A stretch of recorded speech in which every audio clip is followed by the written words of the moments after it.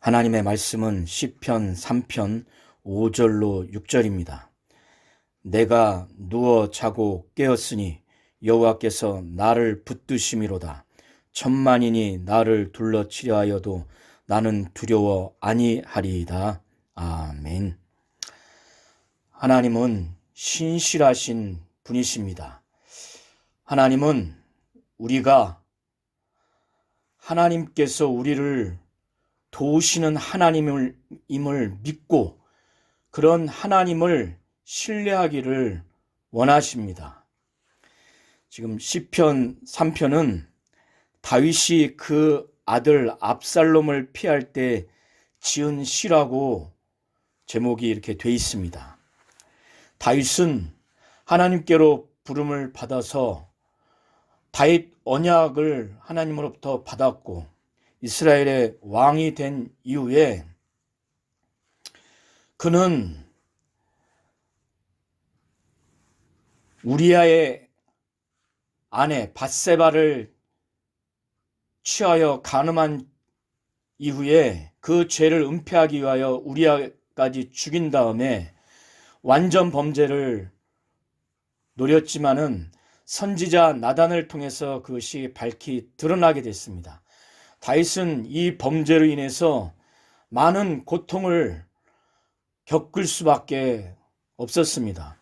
다윗은 전쟁으로 인한 어려움을 겪고 또 가족이 위기에 처하기도 하고 또 지금 시편 3편의 표제 제목처럼 그의 아들인 압살롬의 그 반역을 받으면서 또 그의 신하가 배신하는 그러한 비참한 그런 어려운 상황을 겪을 수밖에 없었습니다. 지금 시편 3편 제목과 같이 압살롬은 그의 아버지 다윗을 향하여 반란을 일으켜서 이스라엘의 많은 사람들을 동원해서 예루살렘을 쳐서 함락하여 그의 아버지를 제거하고 그가 왕이 되려고 그렇게 하였습니다. 이 과정에서 다윗은 자기의 목숨에 위태로운 상황이 처할 수밖에 없었고 심지어는 사울 족속의 사람인 시므이로부터 저주와 조롱까지 받는 지경에 이르렀습니다. 그 시므이는 다윗은 사울의 그 족속과 피를 흘렸기 때문에 그래서 본인은 왕이 됐지만은 피를 흘렸기 때문에 하나님께서 이 나라를 그의 아들 압살롬에게 넘겼다라는 이러한 저주, 조롱 섞인 어조로 하나님이 버리셨다라는 그러한 저주와 조롱 섞인 말까지 하였고 다윗은 이런 얘기를 들을 수밖에 없었습니다.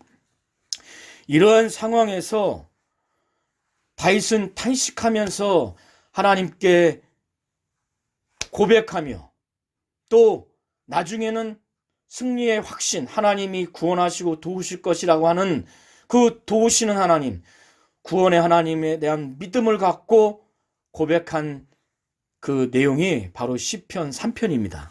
이 바울의 처참한 상황을 바로 1절과 2절이 말하고 있습니다. 다윗은 하나님 앞에 매우 고통스럽고 애통스러운 마음으로 여호와여, 여호와여 이런 하나님을 부르면서 나의 대적이 어찌 그리 많은지요. 일어나 나를 치는 자가 많습니다.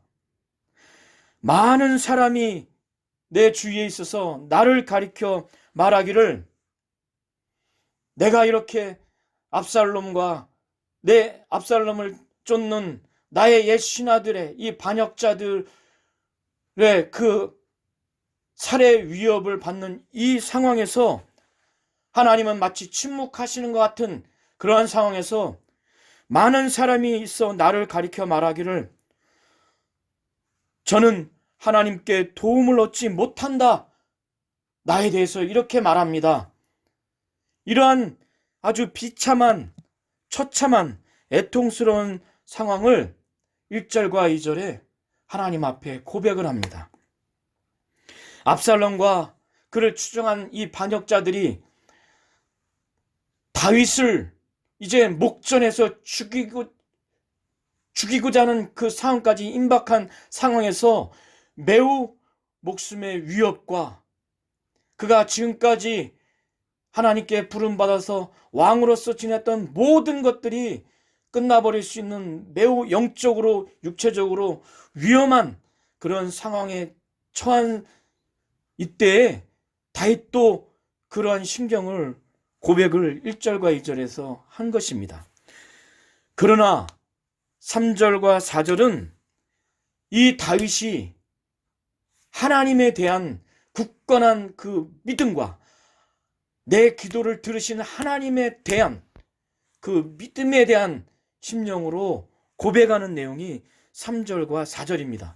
3절 초반부에는 원어에는 있지만 번역상 나오지 않는 단어가 있는데 그것이 바로 그러나입니다.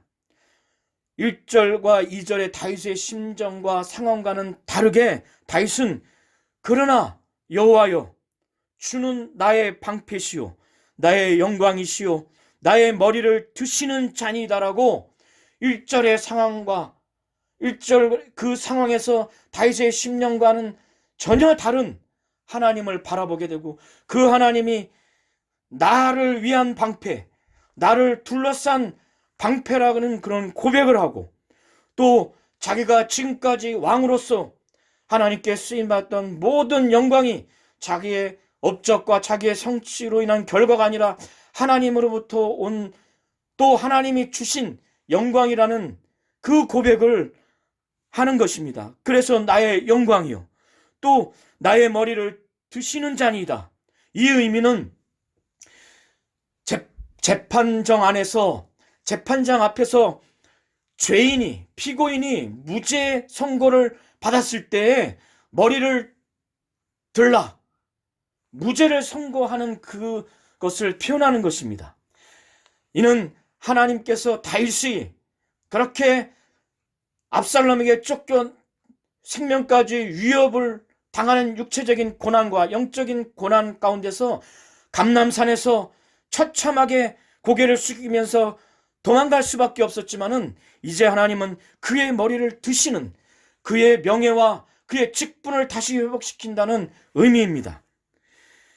이런 하나님을 다시 믿음으로 고백하는 다윗은 4절에 정말 자기의 목소리로 간절한 목소리로 하나님께 부르짖으니 하나님께서 응답하신다고 하는 것을 그는 과거로부터 체험을 했고 지금도 응답하시는 하나님에 대한 그 믿음을 갖고 지금도 기도를 들어달라고 하는 그 믿음의 고백을 하는 것입니다. 이렇기 때문에 5절로 6절 이제 다윗은 그 어떠한 상황에도 이러한 상황이라 할지라도 1절과 2절의 그런 영적이고 육체적인 어려움 가운데 있어서 탄식하며 애통했지만은 이제 다윗은 전혀 다르게 하나님을 절대적으로 신뢰하는 그러한 고백을 합니다.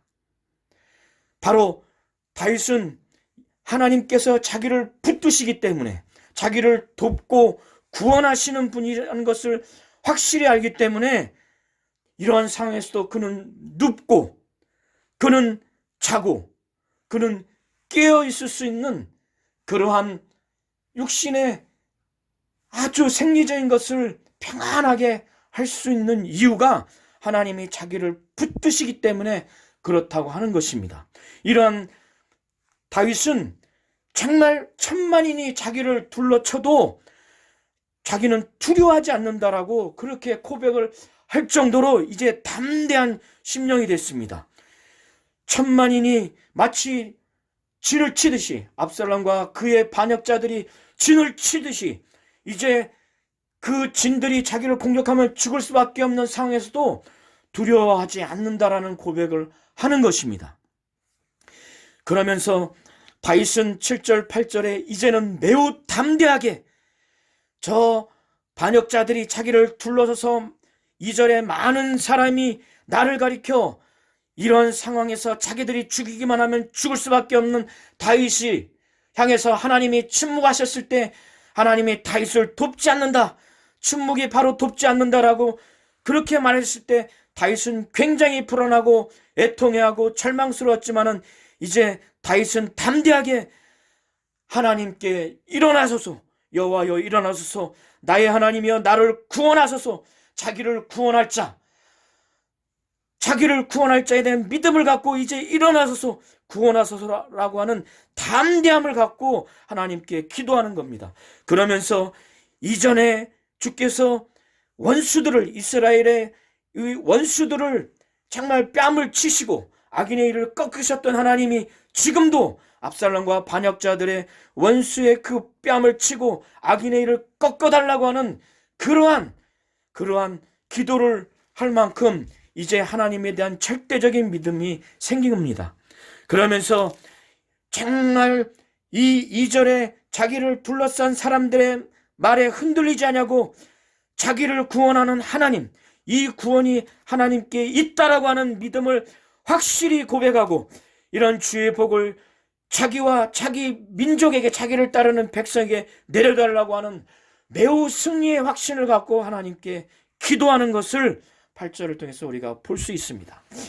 저와 우리 모든 성도님들이 영적인 문제든지 육체적인 문제든지 또 심리적인 문제, 정신적인 문제, 경제적인 문제든지 우리의 건강의 문제든지 또 자녀의 문제든지 많은 불신자들이 볼 때 또 더 나아가서 믿는 자들이 볼 때 하나님이 침묵하시는 것처럼 보여서 하나님이 돕지 않는다, 하나님이 우리를 구원하지 않는다, 어려운 가운데서 이끌지 않는다, 구원하지 않는다, 이렇게 낙심하고 좌절할 수 있지만은 하나님은 다윗을 통해서 결단코 그렇지 않는, 하나님은 구원이시요 우리를 돕는 분이시라는 것을 우리 하나님께서 분명히 말씀해 주셨습니다. 우리 성도님들이 어떠한 상황에서 문제가 있을지라도 비록 침묵하는 것처럼 보인다 할지라도 좌절하고 낙심하지 않는 우리 모든 성도들이 되기를 예수의 이름으로 축원합니다. 이 시간 같이 기도할 때에 우리를 도우시는 하나님을